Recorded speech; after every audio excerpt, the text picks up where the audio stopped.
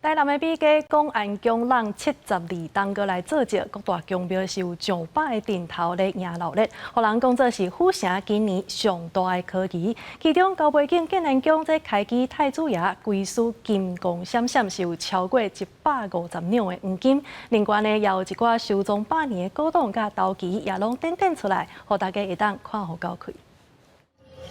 府城大街小巷闹彩彩，让72档美家公安宫举办3条造就，重头戏上天书2倍登场，其中有200档历史的下南建安宫发出桥庆赞，特别甲开基太子爷参马祖请出来，新尊无论是正甲新宝顶物品，拢用黄金落去打造，价值超过1500万，庙方嘛请8个保全专程对调调。感觉好，场面真大，真大啊！安尼哦，系啊，计划是种传统啊，种那个足真高的高金啊，系，因为嘛拄啊卡着因阿只，因美家公安宫72单无做着啊，拄即款庙里出来甲庆赞啊咧，全力甲支持。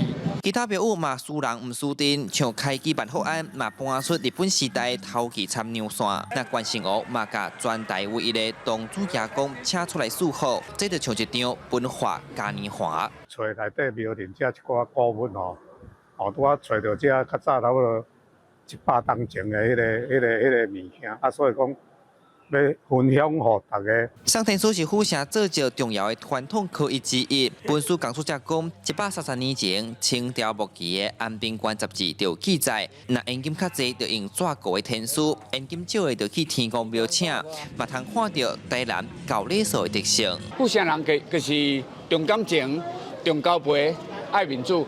所以每一遍上天书的时候，拢会非常热烈。这边是双倍奉还啦。我来就是讲，咱个欠人2颗啊，72档做这一遍，所以高毕竟伊个会将伊的诚意展现出来。计共24顶升桥，上百个顶头来落价，高算上万人来参与。这庙宇嘛讲会拍拼，甲这个文化申请做无形文化资产。记者李上台南采访报道。